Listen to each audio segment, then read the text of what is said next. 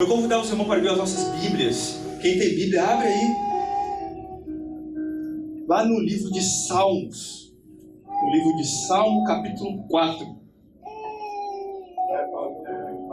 Verso 3. Eduardo, eu não consegui trazer minha Bíblia hoje, não tem problema. Pode abrir no seu celular, pode olhar aqui no telão, sem problema. Salmo, capítulo 4, verso 3. Verso pequeno. Mas eu queria falar de uma forma tremenda no nosso coração nessa noite. Porque ele já começou a falar no meu desde o momento que eu comecei a ler essa palavra dessa noite. Que diz assim: sabei que Deus põe à parte seu fiel. Deus ouve quando o invoco ou quando o clamo. Podeis você sentar? Olha que interessante, a Bíblia declara que Ele nos ouve quando nós clamamos. Quanto é que tem clamado ao Senhor? Sabe que você tem clamado ao Senhor? Porque a Bíblia nos declara que quando nós clamamos ou invocamos, Ele nos ouve. Quando eu leio a palavra me diz que Jesus ele adorava contar histórias. Eu também gosto muito de história. Quem gosta de ouvir histórias aqui? Como gosta de ler história? Ninguém? Ninguém gosta de ouvir história, meu Deus do céu. Então estamos ruim. Muitas pessoas gostam de ouvir, outras gostam de ler histórias. Eu adoro ler. E eu quero, antes de nós entrarmos na palavra dessa noite, ler uma história para vocês. Eu quero que vocês prestem bem atenção no que eu irei ler para vocês. A história está intitulada em A Maior Bronca que Já Levei. E diz assim: tínhamos uma aula de fisiologia na escola de medicina, logo após a Semana da Pátria. Como a maioria dos alunos havia viajado aproveitando o feriado prolongado, todos estavam ansiosos para contar as novidades aos colegas e a excitação era geral. Um velho professor entrou na sala e imediatamente percebeu que iria ter trabalho para conseguir silêncio. Com grande dose de paciência, tentou começar a aula. Mas você acha que a minha turma correspondeu? Que nada. Com um certo constrangimento, o professor tornou a pedir silêncio educadamente. Não adiantou. Ignoramos a solicitação e continuamos firmes na conversa. Foi aí que o velho professor perdeu a paciência e deu a maior bronca que eu já presenciei. Prestem atenção, porque eu vou falar isso uma única vez, disse, levantando a voz em silêncio, carregado de culpa, se instalou em toda a sala. E o professor continuou: desde que comecei a lecionar, isso já faz muitos anos, descobri que nós professores trabalhamos apenas 5% dos alunos de uma turma. Em todos esses anos observei que cada 100 alunos, apenas 5 são realmente profissionais brilhantes, se tornam profissionais brilhantes e contribuem de uma forma significativa para melhorar a qualidade de vida das pessoas. Os outros 95 servem apenas para fazer volume, são medíocres e passam pela vida sem deixar nada de útil. O interessante é que essa porcentagem vale para todo mundo. Se todos prestarem atenção, notarão que de 100 professores, apenas 5 são aqueles que fazem a diferença. De 100 garçons, apenas 5 são excelentes. De 100 motoristas de táxi, e podemos adicionar hoje Ubers, apenas 5 são verdadeiros profissionais. E podemos generalizar ainda mais. De 100 pessoas, apenas 5 são verdadeiramente especiais. É uma pena muito grande não termos como separar esses 5% do resto. Pois se isso fosse possível, eu deixaria apenas os alunos especiais nessa sala e colocaria as demais para fora. Então teria o silêncio necessário para dar uma boa aula e dormiria tranquilo, sabendo ter investido nos melhores. Mas infelizmente não há como saber quais de vocês são esses alunos. Só o tempo é capaz de mostrar isso. Portanto, terei de me conformar e tentar dar uma aula para os alunos especiais, apesar da confusão que está sendo feita pelo resto. Claro que cada um de vocês sempre pode escolher qual grupo você pertencerá. Obrigado pela atenção e vamos à aula. Nem preciso dizer o silêncio que ficou na sala e o nível de atenção que o professor conseguiu após aquele discurso. Aliás, a bronca tocou fundo em todos nós. pois minha turma teve um comportamento exemplar em todas as aulas de fisiologia durante todo o semestre. Afinal, quem gostaria espontaneamente de ser classificado como fazendo parte do resto? Hoje não me lembro muito das coisas das aulas de fisiologia, mas a bronca do professor eu nunca mais esqueci. Para mim, aquele professor foi um dos 5% que fizeram a diferença em minha vida. De fato, percebi que ele tinha razão e desde então tenho feito de tudo para ficar sempre no grupo dos 5%. Mas como ele disse, não há como saber se estamos indo bem ou não. Só o tempo dirá a que grupo pertencemos. Contudo, uma coisa é certa. Preste bem atenção. Se não tentarmos ser especiais em tudo que fazemos, se não tentarmos fazer tudo o melhor possível, seguramente sobraremos na turma do resto. E nessa noite eu te pergunto a você que está aqui presente: quem quer fazer parte do resto? Quem de vocês quer fazer parte do resto? Levante sua mão. Ninguém quer fazer parte da turma do resto? Mas será que nós temos feito por onde fazemos parte dos 5% que são especiais? Será que você tem feito por onde? O texto que nós acabamos de ler, ele é um texto para mim muito especial. Quando eu começo a ler esse texto, nós que somos teólogos, quando começamos a ler um texto bíblico, nós não apenas lemos o texto, nós estudamos ele. Estudamos os pormenores, cada palavra, cada versões que existem no texto.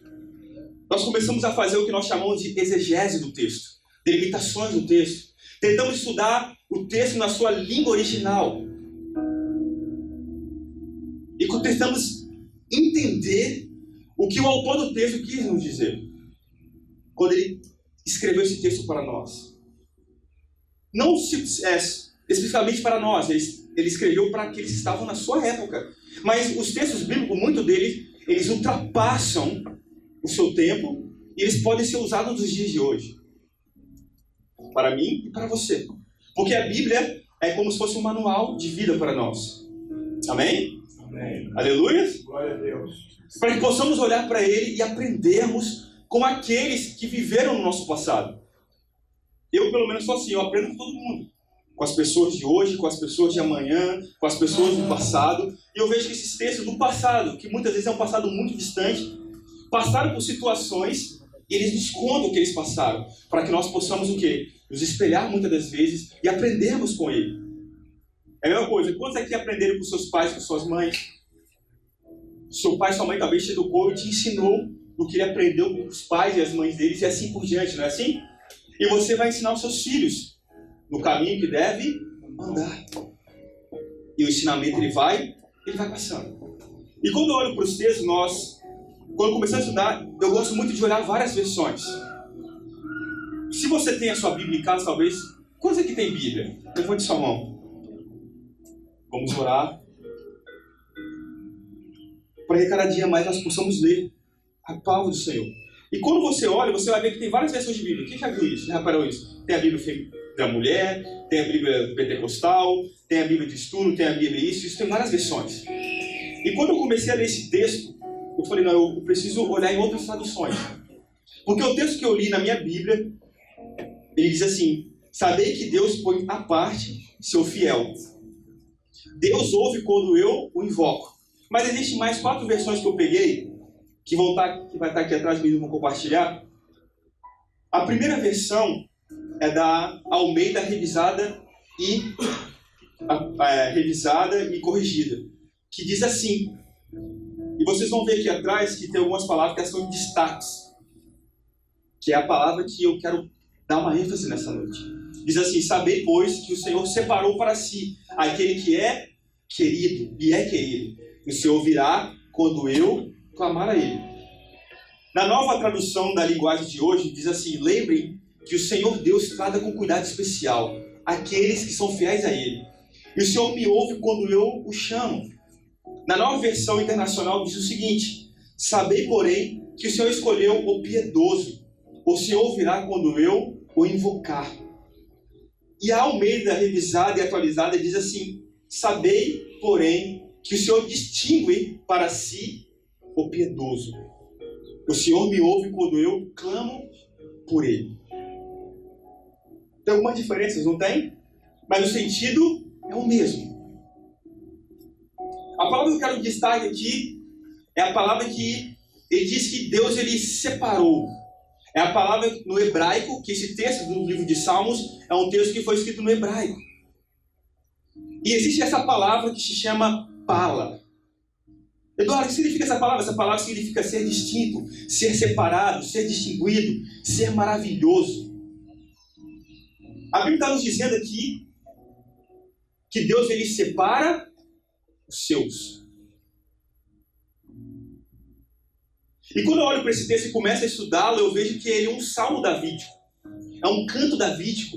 Davi adorava escrever salmos, que é onde ele conta a sua vida, onde ele conta os seus momentos, muitas vezes de aflições, de perseguições, mas muitos momentos de gratidão. Só que nesse texto é um texto de confiança. Davi está nos transmitindo aquilo que ele confiava. E Davi confiava em quem? Em Deus. É um texto de total confiança. A confiança de Davi estava em Deus. Eu te pergunto nessa noite, aonde está a sua confiança? Será que realmente a sua confiança está em Deus? Será que nós confiamos nele? Porque não adianta só você crer. Porque crer, ser crente, até o diabo é. Todo mundo é crente, porque todo mundo acredita em algo. Até mesmo aqueles que dizem que não acreditam em algo, eles acreditam que não acreditam em algo. Olha que interessante. Todos nós cremos. O diabo ele crê em Deus porque ele sabe que ele existe. Mas aqueles que confiam são poucos.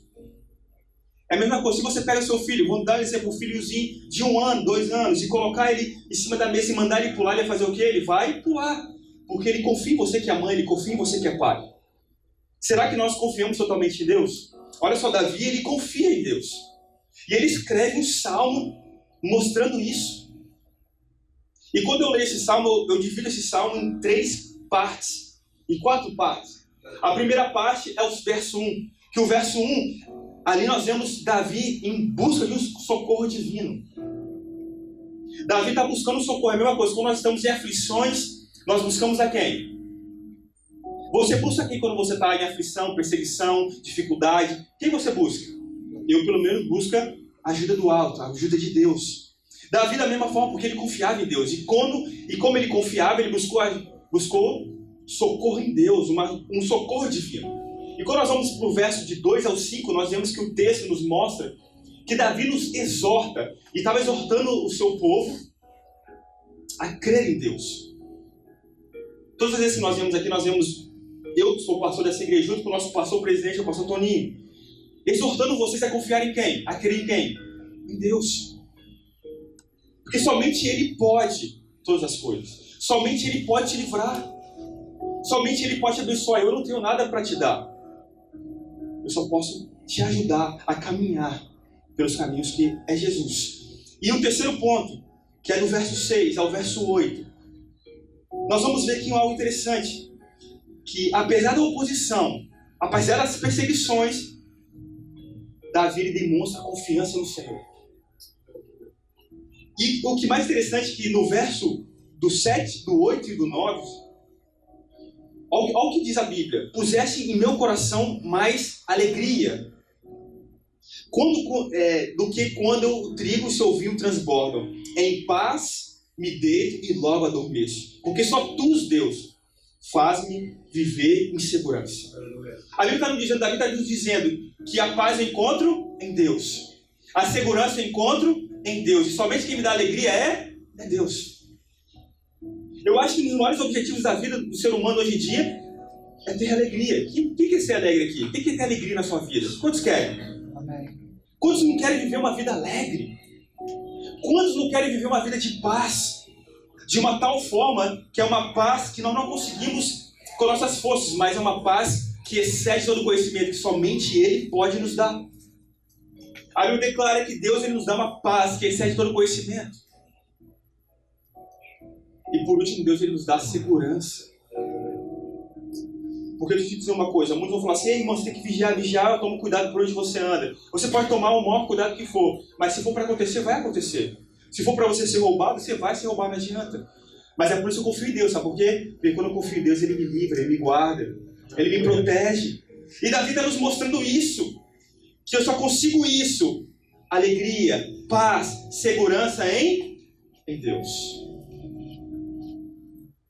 E aí, quando eu olho para o verso que nós nos propomos a ler e a pensar um pouco sobre ele, algo me chama a atenção. Esse verso, ele afirma que o piedoso, a piedade e a fidelidade, repita comigo, piedade, fidelidade, nos distinguem, nos destacam da grande massa. Aquela pessoa que é piedosa e ela é fiel a Deus, ela se destaca. Não foi isso que nós falamos há umas 3, 4 semanas atrás? Destaque da multidão, porque a Bíblia declara que Jesus estava na multidão, mas ele não fazia parte da multidão. Como assim, Eduardo? A Bíblia declara que a multidão comprimia, sim, ele estava no meio da multidão, mas ele não era igual à multidão. Sabe por quê? Porque ele não fazia o que a multidão fazia, ele não fazia o que a maioria fazia. As atitudes de Jesus, a forma que Jesus vivia era totalmente diferente da maioria. Quer dizer, Jesus ele era a minoria no meio da maioria. Deixa eu perguntar uma coisa, você tem sido a minoria no meio da maioria? Você tem se destacado no meio de onde você vive, onde você está? Porque fazer o que a maioria faz é muito fácil. Agora eu quero ver você ir contra a correnteza. Deixa eu te perguntar uma coisa, é fácil nadar contra a correnteza? Quando o mar está revolto, está agitado, será que é fácil você, Itamar, nadar contra a correnteza? Não é fácil. Principalmente quando não sabemos nadar, né? Aí complicou. Aí deu ruim. Quanta dificuldade, né? Mas é isso que Jesus fazia. A Bíblia declara que Jesus ele era subversivo. Porque enquanto o mundo estava indo para lá, Jesus estava vindo para cá. Enquanto muitos estavam matando, Jesus estava amando. Enquanto muitos estavam julgando, Jesus estava ajudando. Mas olha que interessante que o texto ele continua. Davi está dizendo, ei, aquele que é piedoso, aquele que ajuda, aquele que ama e aquele que é fiel, Deus ele toma parte. Deus ele separa. Mas ele não está dizendo então que Deus ele tem os seus preferidos? Não. Deus ele tem aqueles que o amam a ele. Deus tem aqueles que realmente se entregam de coração. E é esses pequeninos Deus ele faz assim, ó. Ele separa. Olha aqui o texto diz, saber que Deus põe a parte. Deus ele separa o seu fiel. Deixa eu dizer uma coisa, se você é fiel a Deus, ele cuida de você. Aleluia. A Bíblia declara que aquele que busca o teu reino e a tua justiça, as demais coisas vos serão. Nada vai te faltar, sabe por quê? Porque você é fiel a quem? A Deus. E a Bíblia declara que ele tem um cuidado especial com os que são fiéis. Deixa eu perguntar uma coisa de novo, será que você tem sido fiel ao Senhor? A Bíblia está dizendo que o Senhor reconhece e dá sentido a essa distinção. Deus ele vai olhar, nossa, lá meu filho e minha filha, olha só que orgulho. Talvez você que é pai, que é mãe, não é bom você ter um filho obediente? Quantos gostam de ter um filho obediente aqui? Amém. Que você fala, nossa, meu filho ouve, meu filho não faz coisa errada, meu filho, que coisa maravilhosa. Ei, pense uma coisa, a relação de Deus conosco é a mesma relação de você com o seu filho. Você não ama mais o seu filho quando ele é mais obediente? Quando ele é rebelde, chega e você fala assim, meu Deus do céu, não tem jeito mais com esse menino, com essa menina, eu falo, e chega uma hora que parece que você vai falar assim, quer saber, eu vou deixar de mão. Mas quando o seu filho realmente é obediente, você cada dia abraça ele mais. A cada dia abraça e fala assim, nossa, que orgulho. Você tem orgulho de chegar nos lugares e falar assim, eu tenho um filho maravilhoso. É a mesma coisa é Deus. Aí ele do teu trono ele se inclina e fala, olha só lá minha filha, olha como ela é obediente, como ela me busca, como ela me serve. Olha lá meu filho, ó, como ele está no monte buscando, como ele está no GC lá buscando, olha como ele está servindo na igreja como voluntário, como eu amo esse meu filho. Deixa eu te perguntar, de que parte, de que grupo que você está pertencendo? Daqueles que fazem o que a maioria faz ou daqueles que se destacam no meio da multidão?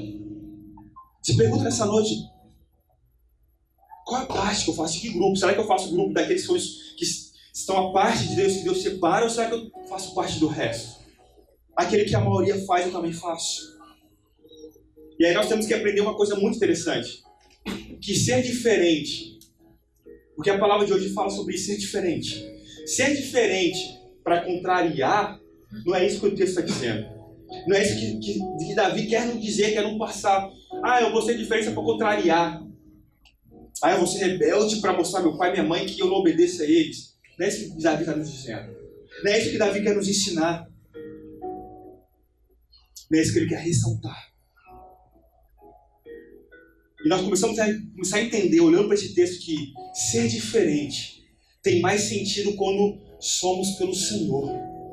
Ei, Eduardo, eu quero ser diferente porque eu sirvo ao Senhor, porque eu amo servir a Ele, porque Ele me ensinou que devemos amar uns aos outros como amamos a nós mesmos. Eu quero ser diferente porque eu posso mergulhar lá no peito e falar assim, eu sou um servo e uma serva do Senhor. Não é ser diferente para falar para o mundo, eu sou bom, eu sou bonito, eu sou isso, não. É para dizer ao mundo, ei, eu sou um servo do Senhor, eu sou uma serva do Senhor. É por isso que eu sirvo, é por isso que eu amo. É por isso que eu dou o meu melhor em tudo que eu faço. É por isso que eu faço parte dos 5% que irão se destacar. Não porque é uma lei, mas é porque nós escolhemos isso. Deixa eu dizer uma coisa, a sua vida é uma escolha. Você escolheu estar aqui. Ou alguém te obrigou a estar aqui. Então eu começo a entender que esse salmo aí nos fala sobre a possibilidade de sermos diferentes. Esse texto vai falar com você nessa noite que você deve ser diferente. Porque Davi, ele chegou onde chegou. Porque Davi chegou a ser rei, o maior rei de Israel, o maior rei da Bíblia. Porque ele foi diferente. Porque ele foi obediente desde pequeno. Ele confiou no Senhor. Será que nós temos confiado no Senhor? Eu falo isso porque eu tive um exemplo dentro de casa e ainda tenho. A minha mãe que já faleceu e o meu pai que está aqui. Um homem e uma mulher que sempre confiaram no Senhor. Sempre foram fiéis. Sempre foram piedosos na forma de ajudar o próximo. Mesmo que eles não iriam receber nada em troca, eles sempre ajudaram. E quantos vieram, receberam bênção e foram embora. Viraram as costas e não quiseram saber mais. Mas mesmo assim eles continuaram fazendo a parte deles. E aí a Bíblia declara que o que Deus faz com esses? Deus ele separa. Deus ele separa, ele tem um cuidado especial, ele cuida desses. Muitos podem falar assim, mas Eduardo, está tudo errado, não sei o quê. É porque você não está sendo fiel a Deus. É por isso que muitas coisas estão dando errado na sua vida. Deus não está tendo um cuidado especial com você, porque muitas vezes você não está sendo fiel mais a Ele. E Deus está nessa noite te chamando para você voltar a ser diferente. Ou está te chamando agora para você fazer a diferença. Mas como assim, Eduardo? Onde você vive, no meio da sua família. E assim podemos ser felizes por desfrutar do cuidado especial do Senhor. Olha o que Davi está dizendo. Eu fui fiel a Deus, eu fui piedoso. E olha o que Deus me deu. Deus ele me deu alegria, paz e segurança. Você quer mais o quê? Você que só é uma pessoa feliz. Se você é uma pessoa que tem paz e tem segurança, você é uma pessoa de sucesso. Porque nós achamos que sucesso é ser famoso, aparecer na televisão, no YouTube, ter 1 milhão de seguidores, 2 milhões, ganhar muito dinheiro. Não, isso não é sucesso. Sucesso é você ter uma vida de paz, de felicidade, de segurança. Onde você pode viver tranquilamente. Onde você vive em paz. Quantas pessoas têm tanto dinheiro? Ou pessoas não têm nada, mas não vivem em paz. Mas tem pessoas que têm muito dinheiro, tem pessoas que não têm nada, mas vivem em paz e alegria. Porque nós achamos que o dinheiro é alegria. Ele não traz. Ele é bom? Claro que ele é. Ele nos dá coisas que nós desejamos, mas não traz toda a felicidade. E aí quando eu olho para esse texto, eu vejo que aqui nós temos algumas questões que surgem da reflexão que está em torno desse texto. Esse texto ele tem muito a nos ensinar. Ele tem muito para falar no meu coração, como ele já começou a falar, e tem muito para falar no teu coração. E a primeira coisa que ele quer falar conosco, o primeiro ponto, é uma pergunta. Deixa eu te fazer uma pergunta. É fácil ser diferente? É fácil ser diferente?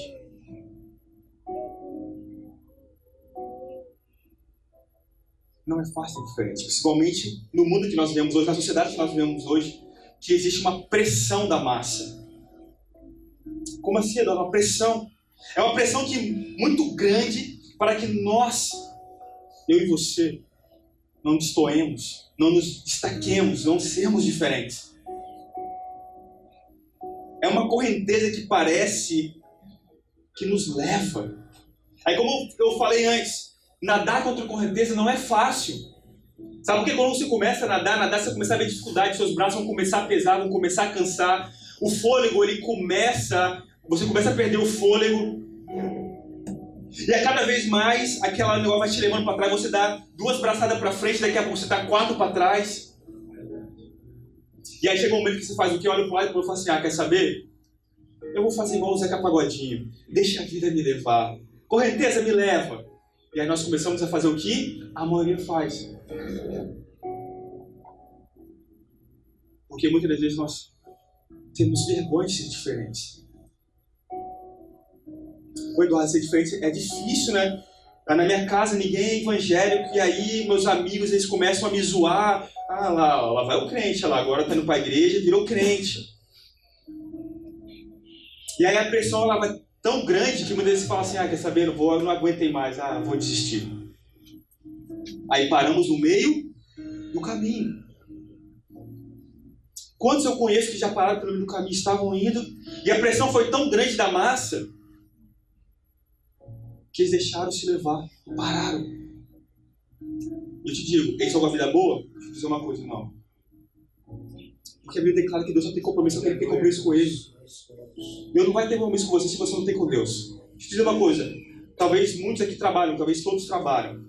Se você não tiver compromisso com a sua empresa, o seu patrão vai ter compromisso com você? Creio que não. Será que se chegar no trabalho e não fazer nada, não fazer nada, você acha que no final do mês ele vai pagar o seu salário? Com Deus é a mesma coisa. Se você não for fiel a Ele, não adianta. Ele não vai ser fiel com você. Te dizer uma coisa, Deus ele não precisa de nós. Nós precisamos dele. E olha só, mas Ele é misericordioso muitas das vezes, Ele ainda te abençoa, ainda mesmo você sendo desobediente. Sabe por quê? Porque Deus ele é pai, Ele é mãe. E Ele ama independente do que você faz. Mas Ele te ama pelo que você é. O seu filho pode fazer as piores besteiras da vida. Ele vai parar de ser seu filho? Não. Você vai parar de amar Ele? Não. Porque um pai e a mãe dá a vida pelo filho. Deus ele nos deu a vida por nós, mesmo nós sendo obedientes. Muitas vezes Ele nos abençoa ainda, mesmo nós não obedecendo e não sendo fiéis. Mas chega um momento que Ele puxa a rédea. Não é? João 6,60 diz que quando Jesus puxou a rédea, a Bíblia declara que a multidão falou assim, opa, não era esse discurso que eu vim buscar. Eu vim buscar leite e mel, eu vim buscar cura, eu vim buscar bênção. Agora esse homem está falando um monte de coisa que está ferindo o meu ego. Não é por aí não. E Jesus já conhecendo o pensamento deles, olha que a Bíblia declara que Jesus ele conhece o nosso pensamento. Ele conhece o pensamento aí. Jesus vira assim, vocês não estão satisfeitos? Podem ir embora. E a Bíblia declara que a multidão, a massa, para de seguir Jesus.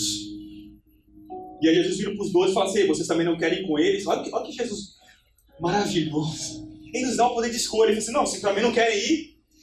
O que os discípulos viram para Jesus e diz? Para onde iremos nós? Se só tu tens a palavra de vida eterna. Deixa eu te dizer uma coisa, a massa ela vai embora. Só ficam os discípulos. Eu te pergunto, que grupo você faz parte? Dos 95% que foram embora e abandonaram Jesus? Ou dos 5 que permaneceram? E aí começamos a ver que há muitas pessoas que não se sentem valorizadas e reconhecidas nos seus lares, nas suas casas. Uma das pessoas da minha casa não me dão valor, brigam comigo, parece que eu estou sozinho, eu busco. Não conseguem buscar a afirmação dentro dos lares, é que eles fazem e vão buscar fora. Começam a buscar coisas fora para alcançar essa afirmação que ele necessita, porque não conseguem em casa. E aí, quando isso acontece, eles têm que se adequar à regra do jogo. Não é assim quando você está na escola, você tem que, ou na faculdade, ou dentro do grupo, você tem que aceitar a regra daquele grupo para você poder fazer parte daquele grupo. Não, então todo mundo tem iPhone, então eu tenho que ter um iPhone, senão como é que eu vou chegar naquele grupo? Não, mas todo mundo se veste assim, então eu tenho que me vestir assim para poder estar ali. Não é assim que acontece? Ou eu estou mentindo? Porque nós temos necessidade de ser aceitos por grupos. Principalmente jovens e adolescentes, então, isso é demais. Matam os pais para que os pais dêem aquilo que eles precisam para poder mostrar lá fora, agora eu sou igual a vocês. Eu falo porque eu também já passei por essa fase. Mas acabo fazendo o quê? Decepcionando os pais, decepcionando as mães. Brigam com quem não deve brigar. Brigam com aqueles que amam a ele. Para poder fazer o quê? Agradar os de fora.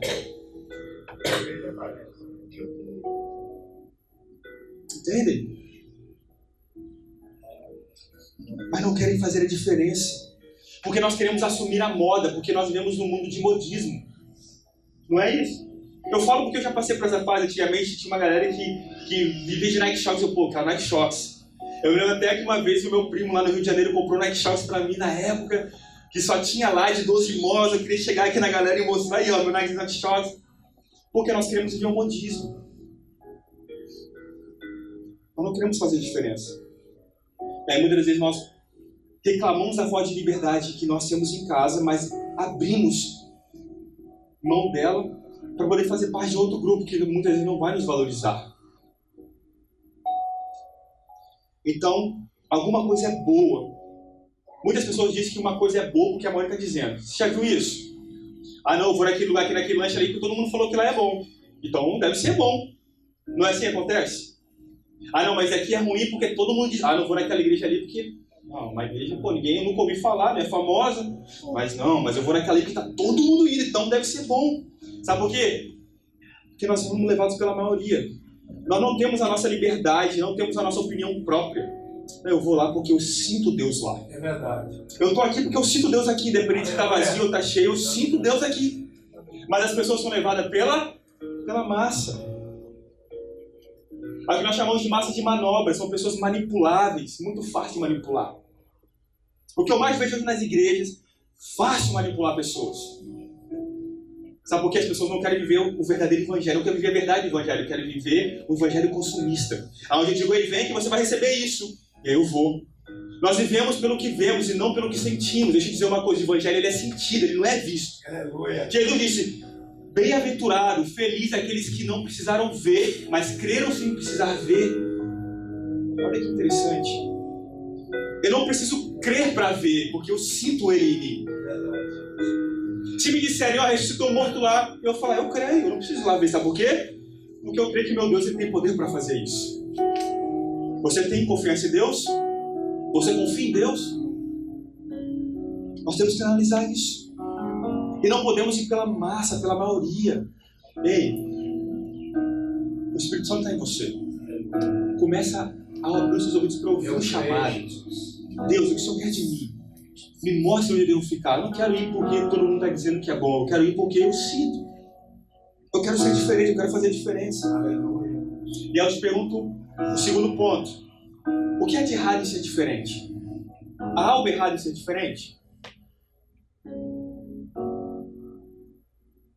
Isso é uma coisa especialmente para jovens e adolescentes que são muito inclinados ao modismo. Como eu falei. Porque o modismo, muitas vezes, é aquele que nos mantém iguais. Porque nós não queremos ser diferentes, nós queremos ser iguais aos outros. Tem muitas igrejas hoje que não vivem a unidade. Vivem a uniformidade. O que é isso, Eduardo? A Bíblia declara que Jesus ele veio para unir, viver a unidade. O que é a unidade de Cristo? Nós somos diferentes, mas fazemos parte do mesmo reino, do mesmo grupo, da mesma equipe. Deixa eu botar aqui, olha para um lado, olha para o outro. Olha para o teu irmão, vê se ele está vestido igual a você. Vê se ele é igual a você. Não, todos somos diferentes. Aqui tem homens, tem mulheres, tem brancos, negros, pessoas vestidas de rosa, de verde, de laranja, amarelo e assim vai embora. Somos diferentes, mas buscamos o mesmo Deus, o mesmo Cristo. Então vivemos a unidade de Cristo. Mas agora tem pessoas que querem ser iguais umas às outras. Deixa eu te dizer uma coisa, Deus ele criou você para ser assim como você é. Você não precisa ser igual ao outro para poder agradar ao outro. A Bíblia declara que Jesus não agradou todo mundo. E ele não estava preocupado em agradar todo mundo. Ele estava preocupado em salvar. Em proclamar o reino. Deixa eu te dizer uma coisa, você não precisa ser igual ao seu irmão para buscar a Deus. Você tem que ser quem você é. Quem ele criou você para ser.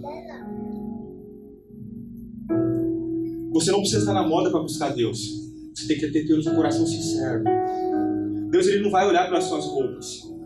Ele não vai olhar pelo seu iPhone. Ele não vai olhar pelo seu carro. Ele não vai olhar como está maquiado ou maquiada. Porque também tem homem que também se maquia também. Faz sobrancelha. Não é não? Coisa linda. Mas ele não olha para essas coisas. Ele está olhando para o seu coração. E aí começamos a entender que será que há benefício de ser diferente? Será que há benefícios em eu ser diferente? Em eu fazer diferença? Será?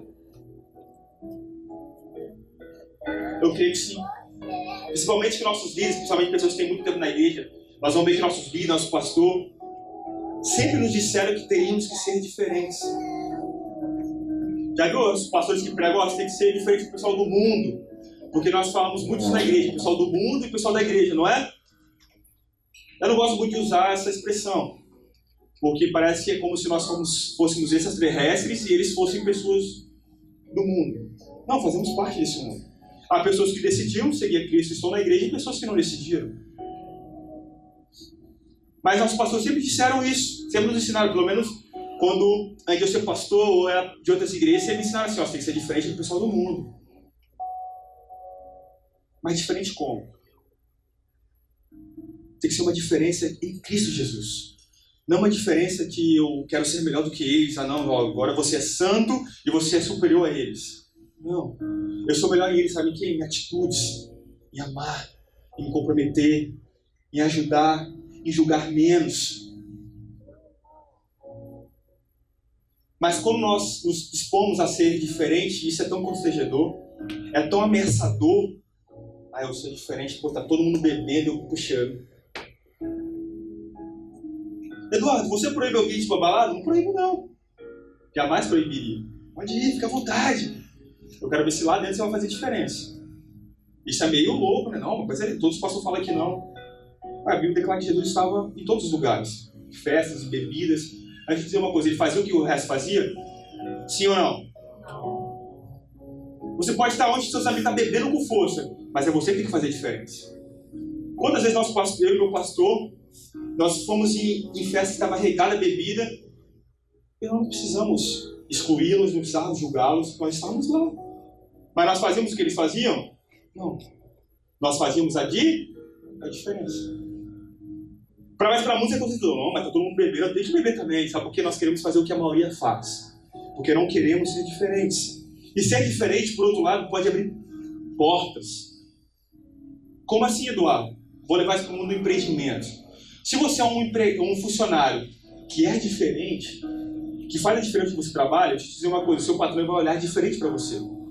Agora, se você é uma pessoa que faz o que a maioria faz, o seu patrão chega lá, fulano, tira essa cadeira e põe para cá, e você tira e põe, só faz o que ele manda, ele vai olhar você como mais um.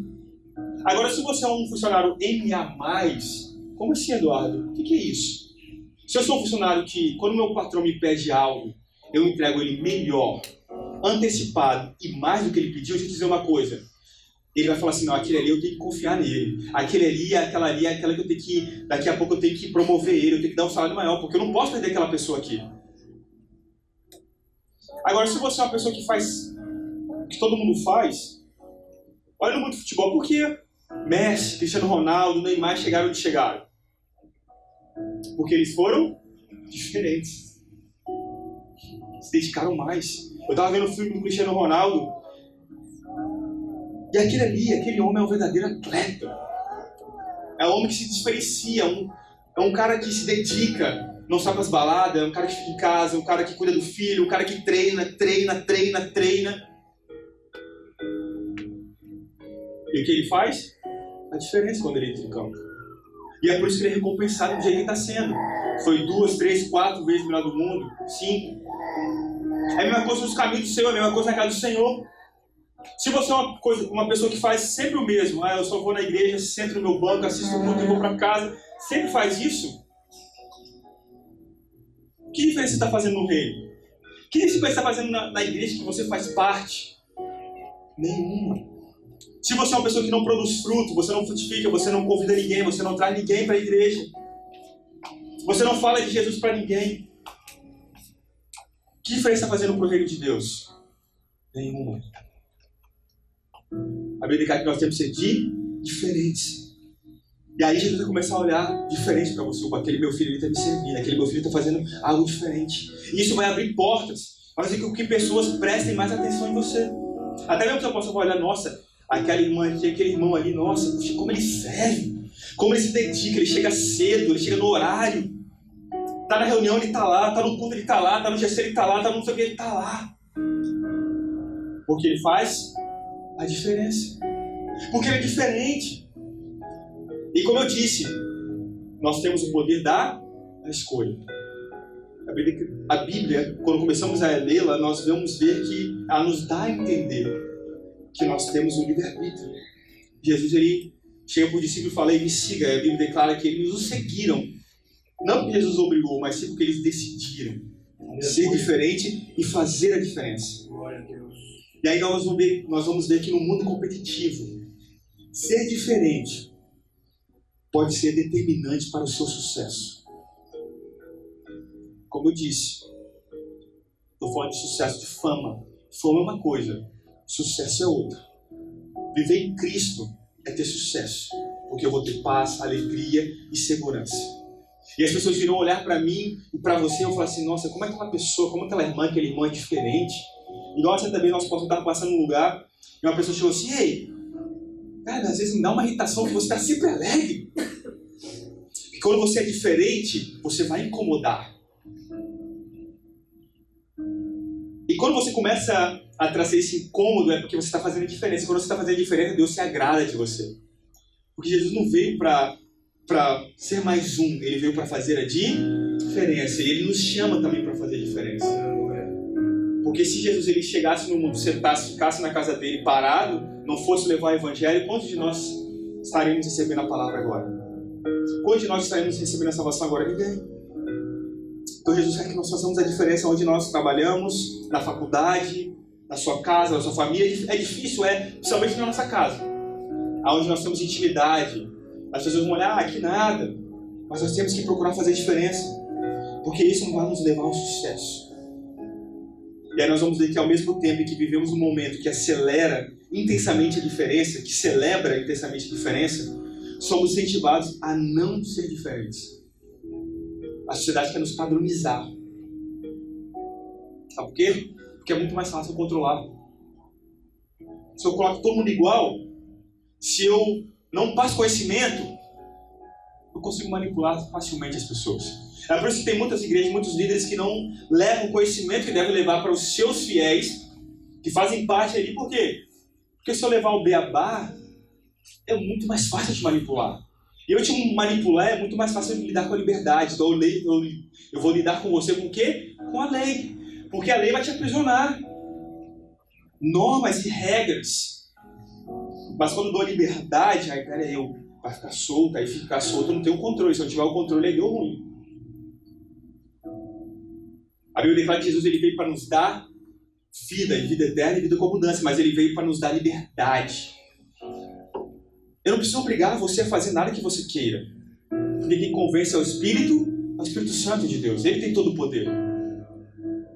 E quando eu me converto, e quando realmente eu encarno o Evangelho, automaticamente eu faço a diferença. Eu sinto a necessidade de servir. Eu sinto a necessidade, pastor, estou aqui, o que você está precisando aí? Você é voluntário? Estou aí. Quer servir? Vamos servir. Jesus está chamando nessa noite para fazer a diferença. E o terceiro e último ponto dessa noite que eu quero compartilhar com vocês é que somos diferentes porque nós trilhamos um caminho diferente. A Bíblia declara que Jesus ele é o caminho, a verdade e a vida.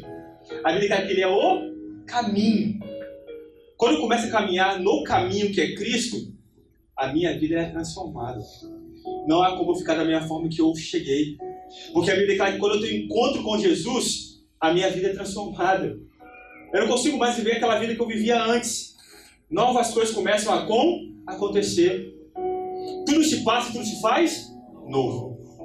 A minha vida é outra. Meu comportamento é outro. As minhas atitudes são outras. Os ambientes que eu começo a conviver são outros. As amizades muitas vezes são outras. Porque muitas vezes aquelas do passado não querem te acompanhar. Você tem que largar elas? Não.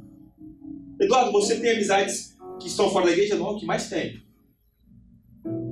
Mas toda vez que eu estou no meio deles, eu faço a diferença. Falo do amor de Cristo. Não para ser melhor do que eles, porque eu não sou melhor do que ninguém. Mas eu tento ser diferente. Para que eles possam olhar para mim e falar assim: nossa, tem algo diferente em você. Eles vão olhar para minha roupa e vão ver diferente? Não. Mas sim as minhas atitudes. De abraçá-los, de ajudá-los, me comprometer com eles. Então nós somos diferentes porque trilhamos um caminho diferente. Nossas atitudes, prestem bem atenção nisso que eu vou falar para vocês agora. Nossas atitudes, a sua atitude, as suas escolhas determinam o seu destino. O que você escolhe agora vai determinar onde você vai chegar. O caminho que você escolher agora vai determinar o seu destino. Porque nós vivemos constantemente em meio a uma encruzilhada. Todos os dias, cientificamente falando, as pessoas têm de tomar centenas de decisões durante o seu dia. A partir do momento que você acorda, você começa a tomar decisões. Vou te exemplificar. Quando você levanta da cama, quando você vai para o trabalho, para a faculdade, a primeira decisão que você tem que tomar é o seguinte: que roupa eu vou? Será que eu vou com essa? Será que eu vou com aquela? Não é assim? E depois você fala assim: será que hoje eu vou de carro? Será que eu vou de ônibus? Será que eu vou de bicicleta? Será que eu vou de patinete? Será que eu vou de Uber? Será que eu vou de V1? Será que eu vou de 99? Será que hoje eu vou dormir mais cedo? Será que eu vou dormir mais tarde? São escolhas, são pequenas escolhas. Mas deixa eu dizer o seguinte: as pequenas escolhas podem trazer grandes consequências. Ah, será que hoje eu vou para a igreja? Será que eu não vou? Muitas vezes você deixa de vir para a igreja e acontece algo terrível com você. Mas, poxa, mas Deus não me livrou porque você tomou uma decisão errada.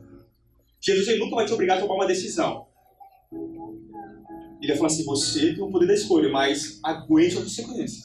Você não quer me seguir? Amei! Vai em paz. Mas segura a bomba, porque ela vai vir. Agora eu não tomei a decisão de seguir com Cristo. Jesus fala assim: agora eu estou convicto com você. Agora o negócio vai ser diferente. Aí vai haver um cuidado especial. Como eu te disse, as suas escolhas, as suas atitudes definem o seu destino. Pequenas escolhas trazem grandes consequências. Às vezes uma escolha tão ínfima, de você falar assim: hoje eu vou para o trabalho e vou levar o guarda-chuva. Então um solzão, eu vou levar o guarda-chuva. Aí quando você vai sair do trabalho, tá aquele toró. Qual é a consequência disso? Você vai chegar em casa todo molhado ou molhado, não é? Uma decisão tão ínfima, tão pequena, mas que lá depois trouxe uma grande consequência.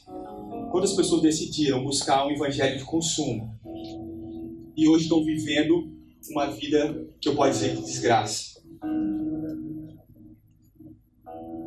Porque fizeram a escolha errada. Eu te pergunto: qual é a sua escolha? Fazer parte do resto ou fazer parte dos 5%? Que vão seguir a Cristo, que vão se comprometer com Cristo, que vão servir, vão se dedicar, vão se compromissar, porque Deus ele não procura santos. Porque ele sabe que nessa terra não existe santo. Deixa eu dizer uma coisa: quando você começar a frequentar uma igreja, não vá na intenção e na ideia de que você vai achar pessoas perfeitas lá dentro, que você não vai achar. Você vai achar um lugar cheio de pecador. Sabe por que a igreja foi feita para pecadores, não foi feita para santos. Só que eu estou ali como pecador arrependido. Eu estou ali para ajudar outro irmão, porque a Bíblia declara que com as minhas feridas eles vos serão sarados. São com as suas feridas que outros serão sarados. E aí começamos a entender que a felicidade nos distingue, nos destaca e nos separa. A fidelidade com Deus, ela nos separa. Não é porque eu quero ser melhor ou me separar dos outros, é porque isso acontece automaticamente. Porque Deus começa a abrir portas aonde não há portas. Porque Ele vê que você é fiel. E Ele declara: as portas que Ele abre, ninguém fecha. Mas a Bíblia declara que as portas que Ele fecha, ninguém abre. Sabe por quê? Ele fecha as portas para aquele que não quer ser fiel. Porque se você não vem pelo amor, você vai ter que vir de algum jeito.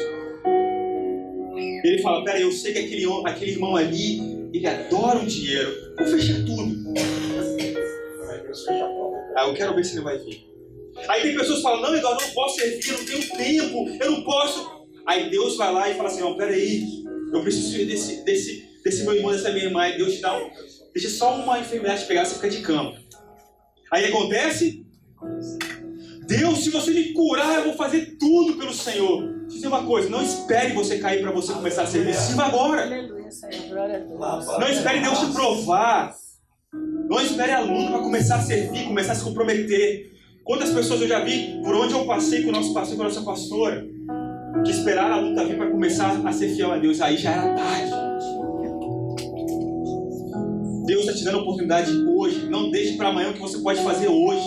Aleluia. Porque nós vamos ver que quando nós somos fiéis, nós temos alegria, paz e segurança. E ser diferente significa ser minoria. Deixa eu dizer uma coisa. Ser fiel a Deus, você vai fazendo parte do grupo que é a minoria. Na sua casa, talvez todo mundo, ninguém é evangélico. Você vai ser a única pessoa evangélica. Você vai ser a minoria. Onde você estiver, sendo fiel a Deus, você vai ser a minoria.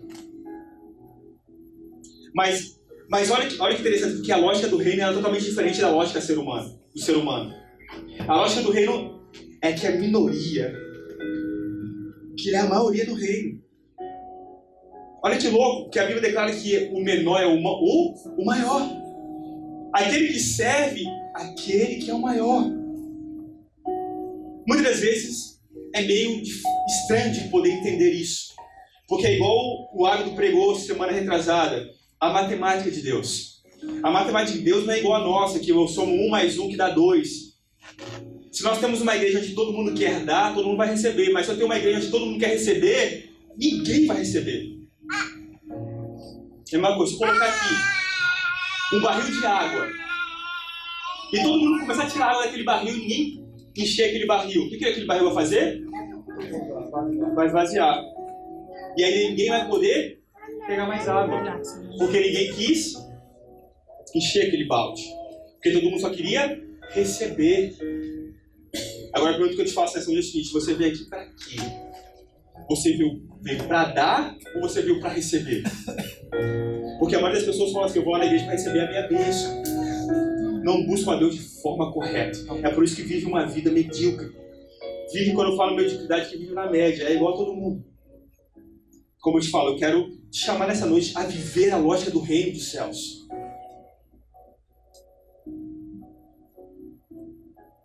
Mateus 13:31 diz a parábola da semente de mostarda. Olha o que diz. O Gabriel vai colocar aqui.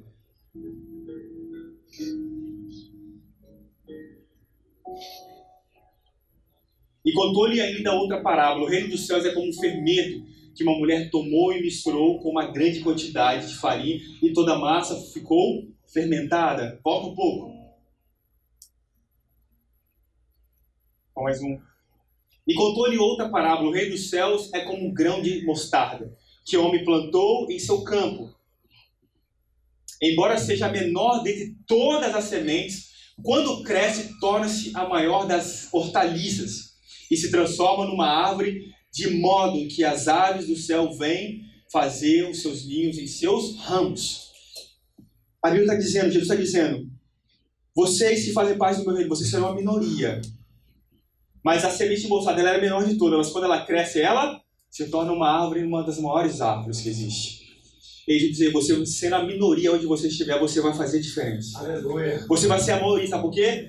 Porque você faz parte do reino. Aleluia. E eu pergunto você novamente para finalizar: de que grupo você quer fazer parte? Da maioria? Ou você quer fazer parte da minoria que serve ao Senhor?